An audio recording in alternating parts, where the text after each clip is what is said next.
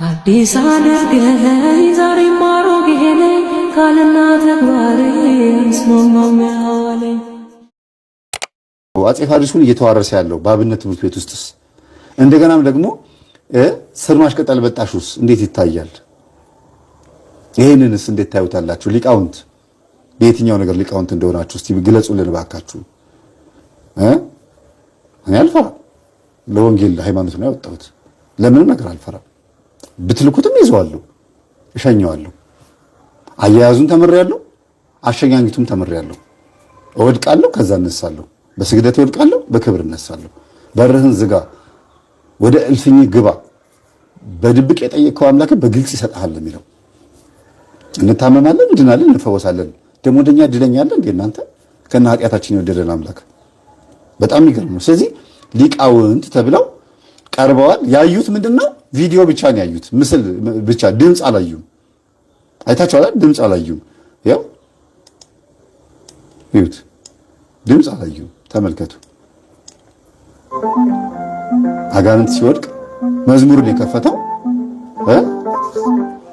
የከፈተው ክላሲካሉ ኮፒራይት እንዳይጠይቀኝ ነው። እና መምህር ግርማ በመቁጠሪያ ቤተ ክርስቲያን አጋንንት የት እንደሚቀመጥ የሚያሳዩበት ነው። የሚናገሩት ነገር ቢያመጣው ምን ችግር አለው? ኮፒራይት በፍጹም አይደለም፣ ኮፒራይት አይደለም። ስለዚህ አሁን መልስ ሊመልሱ ነው። እኚህ ጠያቂ ናቸው። ፊት ለፊት የምታያቸው ጠያቂ መስለው ነው። ራሱ ለምን አይጠይቅም? እሸቱ ራሱን ነፃ እያወጣ ነው። የለበትም እዚህ ውስጥ። ነገ ከነገ ወዲያ እንኳን የጠየቁትም ቄስ ናቸው፣ የመለሱትም ቄሶች ናቸው ሊል እኮ ነው። ያስጠየቀው በቄስ ነው፣ የሚያስመልሰውም በቄስ ነው። ቄስ ሁሉ ግን የጠመጠመው ሁሉ ግን ቄስ አይደለም፣ የጠመጠመው ሁሉ ሊቃውንት አይደለም የሚባለው እዚህ ቪዲዮ ላይ ነው በደንብ የሚታየው። በጣም የሚገርመው ነገር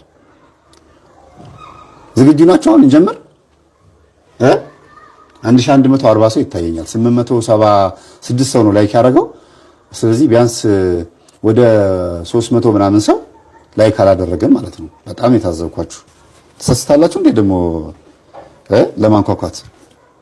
ሳታንኳኩ ዝም ብሎ መግባት ይቻላል ወይስ ጠላቶቻችን ናችሁ የተቀራችሁት 300 ምናምን? ላይክ ማድረግ አትፈልጉም? ተደብቆ አድፍጦ አድማጭ ናችሁ? ይሁን ችግር የለውም። እሺ በቴሌቪዥን የምታዳምጡም ልትሆኑ ትችላላችሁ። አስተምሮ ጋር ይሄዳል። ይህ ነገር ሲጀመር በቤተ ክርስቲያን ራሱን የቻለ የፈውስ ምድብ የለም። አዳም እንግዲህ ቀንጭብጭብ ነው መጀመሪያ። ፈውስ አገልጋይ የሚባል የለም ማለት የኔታ በቤተ ክርስቲያን የሚያገለግል ከሆነ ለክህነቱ ነው የተሰጠው። ስለዚህ ማንኛውም በቤተ ክርስቲያን የሚያገለግል ስልጣነ ክህነት ካለው ማጥመቅ ይችላል። አጋንንትን ስም በመጠየቅ የት እንደነበሩና ምን እንደሰሩ ማናዘዝ በሰፊው ይታያል። የት ነበርክ? የት ዋልክ? የት አደርክ? ማነው ስምህ? ማነው ወገንህ? ለምን አስፈለገ? ከሰይጣን ጋር ምን ህብረት አላቸው? ሲጀመር አጥማቂ ሲያጠምቅ ጸሎት እየጸለየ ነው እንጂ እያስከባጠረ ነው እንዴ? የሱን ፍላጎት እኮ አሁን እየተናገረ ያለው አጥማቂው እንጂ ሰይጣኑ ከራሱ ፈልጎ ተቃጥሎ መንፈስ እግዚአብሔር ሲያቃጥለው እየተናገረ። እሺ ቪዲዮ በጣም ሩጫ አለው ይወጣልና ወደ ኋላ እየመለስኩ ንግግራቸው በደንብ እያጣራ ነው ምን መልሰው። እሺ እንደገና አቀማመጣቸውን ተመልከቱ። በዚህ በኩል ሁለቱ ቄሶች አሉ ካባ የለበሱና እንትን ያሉ፣ በዚህ በኩል ደግሞ እሸቱ ዝቅ ያለ ወንበር ላይ ተቀምጧል። እኛ ካህን አሉ። እንግዲህ የወንበር ልዩነት ያደረገው ምንድነው? በገድል በስንክሳር ላይ የሚሰማውን ነገር ለመፈጸም ብሎ ነው። እሱ ከአባቶች ስር ዝቅ ብዬ ከነሱ እኩልማ መቀመጥ እንዴት ይችላል? ማለት ትህትና ሊሆን ይችላል፣ የካሜራ ትህትናና በውስጥ በኩል ደግሞ ያለ ሌላ ንቀት ይለያያል። ናርሲሲስትነት፣ ኢጎ፣ ቲቢት እንደገና እኛ ምን መልሰውን ትምህርት ለማዳመጥ አለመፈለግ በራሱ አንድ ቲቢት ነው፣ ትህትና አለመኖር ነው። እኛ በዚህ ልክ ስናከብረው እሱ በዚህ ልክ ወርዶ በወንበር ብቻ ዝቅ ብሎ በጭንቅላት ግን ከሰዎች በላይ ከፍ ለማለት ከሞከረ ስስታም ነው ማለት ነው። የድነት ስስታም ነው ማለት ነው። የድነት ስስታም ነው። ስለዚህ እሸቱ መለሰን በዚህ ልክ ነው እየተናገርኩት የምንቀጥለው ቆል አይደለም። ስለዚህ ሀብተ ፈውስ ብሎ ክህነት ለብቻ የሚሰጥ ነገር የለም። በቤተ ክርስቲያን አንድ ሰው ካለው የፈውስ ምድብ የለም። አሁን ከንግግራቸው ቶሎ ስለሚን ኤዲቲንጉን በጣም ስላፈጠነው እንዳና አይምሮአችን ላይ ለማስቀመጥ ነው የሚያደርጉት። የብሬን ዎሽ ለማድረግ ወይም ማይንድ ኮንትሮል ለማድረግ ነው ቪዲዮ ኤዲት የተደረገው። ጣል አድርገውት ነው የሚሄዱት። በጣም መብራራት የሚገባው ነገር እንደሆነ ግን ያው ስቆይበት ነው የምታዩት። በጣም መብራራት የሚገባው ነገር እንደሆነ ያወሩት ምንድነው እንዴት ነው ጉሽ ጠላ ስትጠጡ እንዴት ነው ሳብ ታደርጉ ሳብ እንደምታደርጉት እንደዛ ነው ያደረጉት እነሱ ቶሎ ይተፋሉ ቶሎ ይስባሉ የሚያሰክረውን ያስገባሉ ከዛ ደግሞ የሚተፋውን ይተፋሉ ፍጥነት አለው ፋታ አይሰጡም ማለት ነው ስለዚህ እኔ ደግሞ ጄላይ ነው ያለው እነሱ አጠገብ በሆን ፋታ አይሰጡኝም ብዬ አስባለሁና ቪዲዮ በጣም ትልቅ ጥቅም ያለው እዚህ ጋር ነው በፈለኩት ሰዓት ፖዝ አድርጌ አስቆማቸዋለሁ እያንዳንዱ ነገር መልሳለሁ ለምን በቃኝ ብለው እነሱ ጨርሰናል ብለው ይወጡት ስለዚህ ጨርሰናል ብለው ይወጡትን ቪዲዮ ደግሞ እኛ እንናገርበታለን ማለት ነው ከቤተ ክርስቲያን አስተምሮ ጋር ይሄዳል ይህ ነገር ሲጀመር በቤተ ክርስቲያን ራሱን የቻለ የፈውስ ምድብ የለም ሲጀመር በቤተ ክርስቲያን ራሱን የቻለ የፈውስ ምድብ የለም ነው ያሉት ጸበል ቦታ ምን ማለት ነው የጸበል ቦታ የፈውስ ምድብ አይደለም መጠመቂያ ቦታ አጋንንት እዛ ይጮሃል ጸበል ቦታ ላይ ጸሎት ቦታ አለ እርግጠኛ ነኝ የጸበል ቦታ ላይ ቅዳሴ አይቀደስም አይደል ጸበል ቦታ ላይ ሌሊት ምናልባት የሚጠመቁ ሰዎች እስኪጠመቁ ድረስ ወንጌል ትምህርት ታምር ሊነበብ ይችላል እሱም እንደ ጸበል ቦታው ጥንካሬ ነው እንደ አንዳንድ ጸበል ቦታዎች ጥንካሬ ነው እሱም ግዳጅ ነው የሚከፈለው ደግሞ ካህን ከሌለ ቅጥረኞች ዲያቆንና ካህን ተመድቦ ካልሆነ በስተቀር በፈቃደኝነት መጥቶ የሚያስተምርም የለም ስለዚህ ጸበል ቦታ ማለት ቤተክርስቲያናችን ለፈውስ የመደበችው ቦታ ነው ታዲያ እነዚህ አባቶች ለምንድነው በዚህ ልክ የሚፈውሱ ሲባል ጸበል ቦታው ላይ ብዙ ነገሮች እየተከናወኑ ስለሆነ አንደኛ እስቲ እንደ ምሳሌ አድርጌ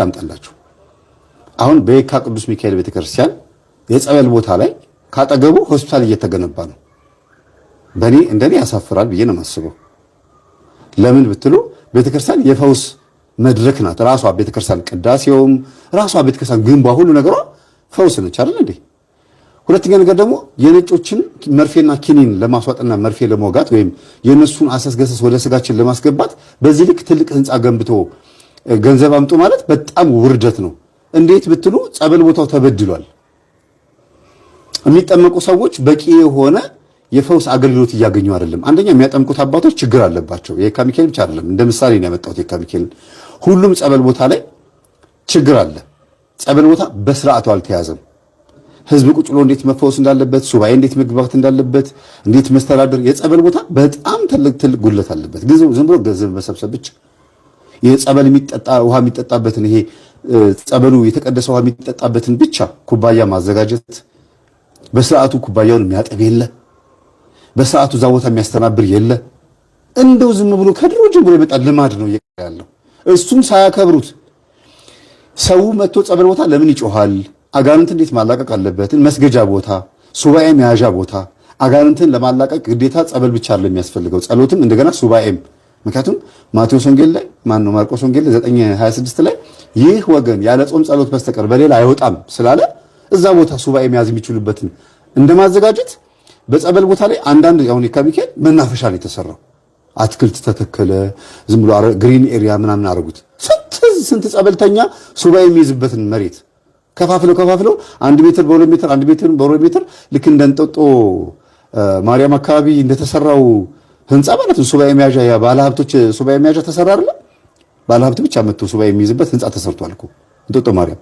እና ልክ እንደዛ ቢያንስ የሆነ ነገር እንኳን ቢዘጋጅ ግቢ ውስጥ ጸበል ቦታ ላይ ማለት ነው ፎቅ ተሰርቶ ታች ይጠመቅ ላይ ግን ሁሉ እያንዳንዱ ክፍል ላይ ስዕል ተደርጎ 1 ሜትር በ2 ሜትር ከአምላኩ ጋር የሚያወራበት አጋንንቱን በስግደት በጾም ጸሎት እየቀጠቀጠ ከዛ መጥቶ ደግሞ ጸበል የሚጠመቅበት ሁኔታ ቢዘጋጅ እነዚህ የሚያጠምቁ አባቶችም እኮ ደብተራ ከሆኑ ይጋለጣሉ ለምን ሰው እየሰገደ ነው እየሰገደ ስለሚጠመቅ ማን ይላከ ሲባል ራሱን የላከኝ ይላል ችግር ካለበት እኔ ብዙ ቦታ አጋጥሞኛል እዛው እያጠመቁ መንፈሱ ሲጮህ ይሰሙና ከዛ ልጄ አንቺ ጋር ያለው ከባድ ነው ቆይ እቤት እኔ መጥቼ ያጠምቅሻለሁ አሁን ስልክ እንለዋወጥ ብለው እዛው የሚያጠምቁ አባቶች ስልክ ይቀበላሉ ከዛስ ደብተራ ነው ያትምለታል ወይ ደግሞ ሌላ ችግር ይኖራል የገንዘብም የዝሙትም ችግር ይኖራል በጣም ብዙ ቦታ የምሰማው ማየው በቪዲዮ ማስረጃ ያስኩትን ነው የምነግራችሁ እንግዲህ እና ጸበል ቦታን በስርዓቱ ባለመንከባከባቸው ምክንያት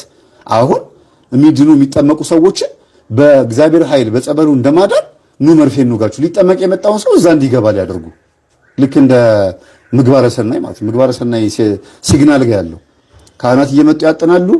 ምን ይላሉ? ያልጋ ይከፈላል፣ የመርፌ ይከፈላል፣ የምን ይከፈላል። ሰው እየመጣ ጉልኮስ እየተሰካበት ምናምን እየታከመ ይመለሳል።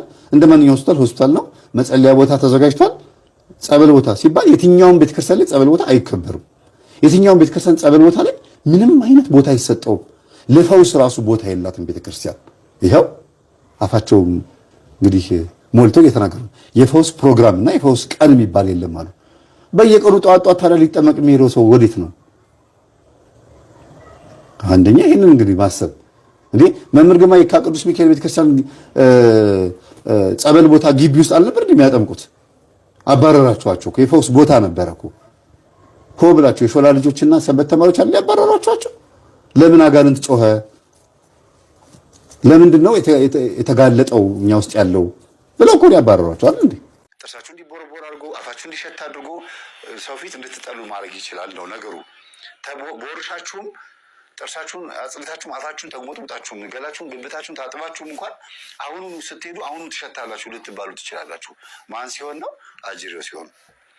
ያ ደግሞ ቡዳዛር ሆኖ የቤተሰብ መንፈስ ከሆነና ፍቅረኛ ልትይዝ ስትሄድ ሴቷ ፍቅረኛ ልይዝ ሲሄድ ከሚስቱ ጋር ሲተኛ ምን ሲል አብሮ ሲሉ ፍየል የሚሸቱ እንዳለ በጣም ጥሩ ያልሆነ ሽታ። ሴትም ልክ እንደዚሁ በቃ ላብላብ ይሸታሉ። ሌላም ጠረን የሚሸቱ አሉ። ያን ለመቀየር ደግሞ ዶዶራንት ምናምን እንደዚህ ተነፋላችሁ። ዶዶራንቱ ራሱ ፋብሪካውን ደግሞ ስታዩት ደግሞ ሌላ ነው። ምርቱ ራሱ የእነንትና ምርት ነው።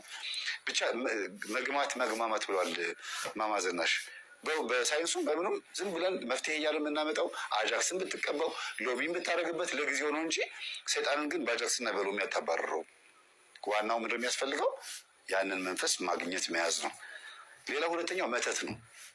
የቤተሰብ ቡዳ ዛር ብያቸዋለሁ መጀመሪያ። ከዛ መተት ሴቷ ወንዶችን ስታስቀይም፣ ለምሳሌ ዞሮ ካጠገቢ ከአንተ ጋር ካሁን በኋላ መቀጠል አልፈልግም ጓደኛ ይዣለሁ ስትለው፣ ወይም ወንዱ ደግሞ በቃ ስላት ድንግልናዬን ወስደህ እንደዚህ አስጨንቀኝ አብረን ቆይተን እድሜን ፈጅተህ ስትለው ጊዜ በቃ ዞሮ ካጠገቢ ይላታል። አልሰማ ስትለው ያ ይላል። ወይም ደግሞ የኔ እንድትሆኝ ይፈልጋሉ ይላታል። እሷም አፈቅርሃለሁ እባክህ ከኔ አታራቀኝ ትለዋለች። አይሆንም ብሎ ወይ እሱ ወይ እሷ ዞር በል ካጠገቤ ወይም ዞር በል ካጠገቤ ሲባባሉ እንዴት እኔን ይንቃኛል ብለው ከእኔ ጋር ካልሆነማ ከማንም ጋር አይቆያትም። ሚስትም ሲይዝ ጓደኛ ማነው ፍቅረኛም ሲይዝ እጮኛም ሲይዝ ሚስትም ሲያገባ ተገማምቶ እንዲኖር ታገመዋለች ማለት ነው በመተት። እንግዲህ በሰውነት ጠረንም በፈስም በምንም በጫማ ሽታም የሚመጡ ነገሮች እነዚህ ናቸው ማለት ነው። ሶስተኛውና ትልቁ ጉዳይ ግን በገዛ ፈቃዳችን ራሳችን ሄደን እንደዚህ አይነት ችግር ያለባቸው ሰዎች ጋር በዝሙትም በመዳራትም ሆነ በማንኛውም አይነት መንገድ አብረን በምንተኛበት ሰዓት የእነሱ ያ የተደረገባቸው ሰዎች መንፈስ እኛ ጋር ይጋባል ማለት ነው። እና ብዙ ሰው የማይረዳው ይህንን ነው። ከብዙ ሴቶች ጋር የሚወጣ ወንድ ከብዙ ወንዶች ጋር የምትወጣ ሴት የብዙ ወንዶችና የብዙ ሴቶችን ባህሪን ወርሰው የሚያመጡት ራሳቸው ላይ። ሚስት ያለችው ልጆች ያሉት ወንድ ሴተኛ አዳሪ ጋር በሚሄድበት ሰዓት ሴተኛ አዳሪዋ በጣም ብዙ ወንዶችን ስለምታስተናግድ የነዛ ሁሉ ወንዶች መንፈስ እዚህኛው ወንድ ጋር አብሮ ይመጣና ወደ ሚስቱ ይዞት ይመጣል። ከኤችአይቪ ጀምሮ እስከ መንፈስ ድረስ ከባድ ነው። በጣም ከባድ ነው። እና ይሄ ሁሉ ተጠረቃቅሞ በየቀኑ በየሳምንቱ ባህሪው የሚለዋወጥ ባል ካለሽ፣ ባህሪዋ የምትለዋወጥ ሴት ሚስት ካለች ያ ነው ምክንያቱ። የመንፈስ ከተለያዩ ሰዎች የመጣ መንፈስ ነው። ያልጠበቀው ደግሞ ምን ሆነሻል ዛሬ ደግሞ ዛሬ ምን ሆነሃል እየተባባላችሁ አዳዲስ በቃ ግልብጥጥ ያለ ባህሪ የምታዩባቸው ሰዎች ከተለያዩ ሰዎች የተሰበሰበ መንፈስ ስለሆነ ነው። ይሄ ነው ሶስተኛው። በጣም ከባድ ነው። ሌላው ሰው ነው የሚያደርግባችሁ ወይም ከቤተሰብ የመጣ የዛር መንፈስ ነው። ይሄ ግን ወደን ፈቅደን ሄደን ያደረግነው ስለሆነ ለመላቀቅ ራሱ አስቸጋሪ ነው። እሱም ወደ እምነት ተጠግቶ በደንብ ጾሞ ጸልዮ ንስሐ ገብቶ ማረኝ ስልከሰከስ የመጣብኝ ነው ብለን ካላልን አይመጣም፣ አይሄድም፣ ከኛ ላይ አይርቅም። እና የጫማ ሽታ ደግሞ እንደዚሁ የቡዳ ዛር ነው። ብዙ ጊዜ የጫማ ሽታ የሚያመጣው መተትና ቡዳ ዛር ነው። የቡዳ ዛር የሚባለው መንፈስ ብዙ ጊዜ ቤተሰቡ ግብር ካልገበረለት፣ በተለይ ግብር የለመደ ዶሮ፣ በግ፣ ደም ማፍሰስ ምናምን የለመደ መንፈስ ከሆነና ያ ካልተደረገለት ከእናትና አባት ጀምሮ እስከ ልጆች ድረስ ማዋረድ ይወዳል። ስለዚህ ከሚያዋርድባቸው ነገሮች ውስጥ አንዱ ደግሞ ጫማ ማግማት፣ አፍ ማግማት፣ ሰውነት ማሽተት፣ አንደበት ማግማትም ጨምራለ። አንደበት ማግማት ማለት ቃላቶቻችን ራሱ ለጎረቤት የሚጎረብጡ ለዘመድ የማይመቹ ለራሳችን እንኳን ራሳችን ስንሰማው የሚሰቀጥጡ ናቸው የሚሆኑት።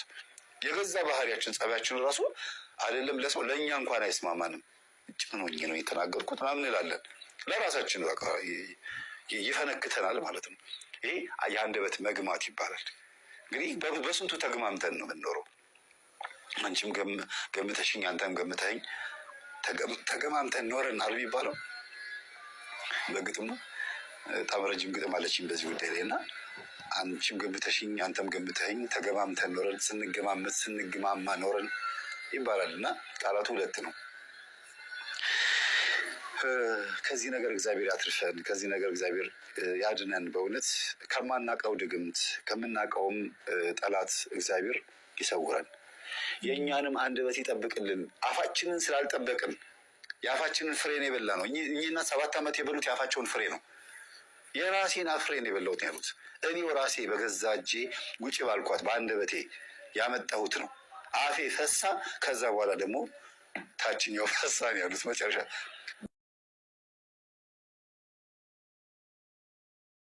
ከዛ በኋላ ስራ ተነስቶ አይሰራም። ፍዝዝ ድንክስ ንብረት ይገዛል። ፍዝዝ ሽጥት መኪኖቹን ይቆጨዋል። እንደገና ይገዛል ሽጥት።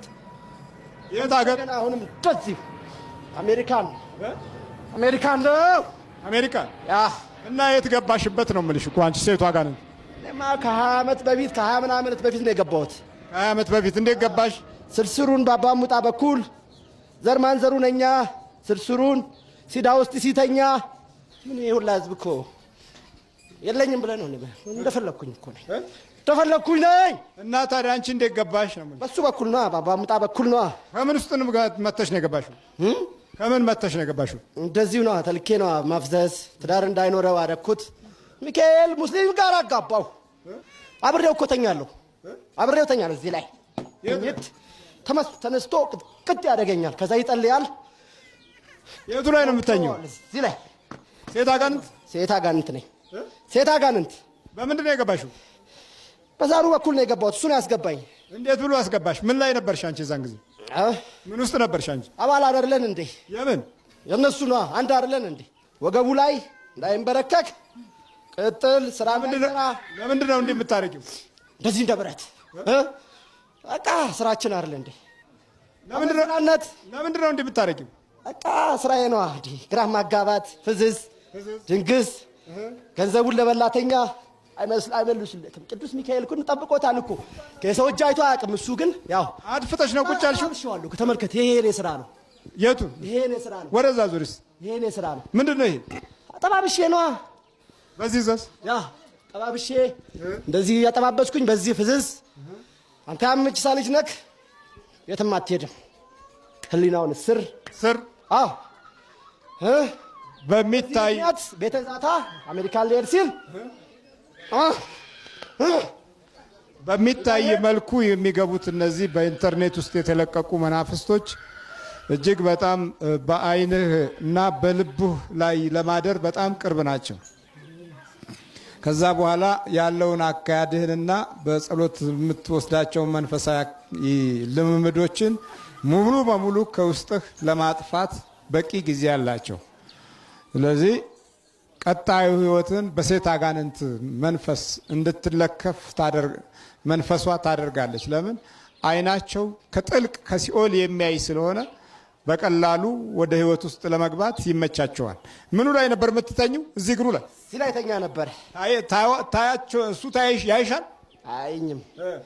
ይከብደዋል እንጂ አያይሽም። ያ ይከብደዋል። በአንተ በተማረው መሰረት እነሳና ቅጥቅጥ መሬት ነው የሚተኛው። ወደ 2 ዓመት አልሞላውም፣ ግን መሬት ነው የሚተኛው ሁሉ ጊዜ። እዚህ ሀገርም መጥቶ መሬት ትተኛለህ እንዴ ይሉታል። መዝናናት አልመጣውም እኔ ለመዝናናት አልመጣውም ይላል። እኔ ለማሳረፍ ነው የመጣሁት ይላል። ተጋቡታል። ስንት ናችሁ ጠቅላላ? አሁን የቀራችሁ 3 የቀረነው 3 ብቻ። በቃ መሄድ ነው የምንፈልገው። ተቃጠለን እኮ ትብርክ። ገና ሲወለድ ለዛር ተሰጥቶ ነበረ። ዛሩ ደግሞ አብሮት ነው ያደገው። ምረቃም ነው ዛር ብቻ እንትን ብቻ አይደለም። አበይ ምረቃ ነው። ኤባ የሚባል ነገር አለ። ስለዚህ ዛሩ መርቆታል። ማንን? እሱን ፉገራ ነዋ። ምን እንትን እኮ ነው፣ ግዞታ ላይ ነበሩ። እናትየው ከሞተች በኋላ ግዞታ ላይ። ምንድነው ጊዜውታው? ሴራችን ነዋ፣ ሴራችን፣ ደንባችን። እንዴት ነው ጊዜው የምትባለው? ጊዜው የምባለው ይቆማሉ። በጣም ብዙ ነገር ከሰሩ ፈረስ በሬ ላይ ያቆሙልኛል። እሺ ይህ ትንሽዬ እኮ ነው ለኔ። ይህን የሚያካክል በየቦታው ነው ያለኝ። ምን በቃ እንደዚህ አይነት ነዋ መስገጃ የኔዎች የሚመጡበት እንደዚህ የሚሉበት። ይህ ግቢ ትንሽ ነው ለኔ፣ ብዙ አለኝ። ይሄ ግቢው ትንሽ ነው ግን አሁን እየፈረድኩ አይደለም፣ ትቻለሁ። አሁን አረጀ። አይ እንዴት ነው ማረጀው? ምን ነካ? አላለችም። እኔ እንዴት አረጃለሁ? አሁን አልፈርድም። ግን እዝጌው እያሉ ነው የተባሉ ነው። እኔ አልፈርድም። ወኔ እኔ ይላካሉ። በቃ ምንም ነገር የለም። ወደ ማን ነው የምትባለው? እኔ አባ ሙጣ ነኝ። ያለሁት ነው የምናገረው እንጂ እሱማ ሄዷል። ሄዷል። ያኛው አባ ሙጣ ሄዷል። አባ ሙጣ ሄዷል። አንተ በምን የገባህ ነህ? እኔ በሱ በኩል ባለቀይ በኩል የገባው ነኝ። አባ ሙጣ። ሴቷ ጋንንትና ስንት ናችሁ? 3 ነን። 3 ነይ ወደዚህ፣ ነይ ወደዚህ። አንቺ አትነኪም። ታውቃለች እኮ እቺ ታውቃለች። አንተን እንደ ኮምፒውተር ላይ የከፈተችን ክፍት ታደርገዋለች። ትከፍታለች። እሷም ትሰግዳለች። ሲሰግድ ትሰግዳለች። የሌለባቸውን በዘራቸው ከሌለውን እኮ ነው ያስገባለች። በዘራቸው የሌለውን እኮ ነው እግዚአብሔር ሰገደች። በልበርባቱ ነጥ ቱር አብለውጡ ሁሉ ተዘጋጅ። አብለውጡ በኢየሱስ ክርስቶስ ስም፣ በኢየሱስ ክርስቶስ ስም፣ በስላሴ ስም፣ በቅዱስ ሚካኤል ስም፣ በቅዱስ ሚካኤል ስም፣ በቅዱስ ገብርኤል ስም፣ በቅዱስ ገብርኤል ስም ወደ ሲኦል እንገባለን። ወደ ሲኦል እንገባለን። ቶሎ ሰባት ይቆንጡ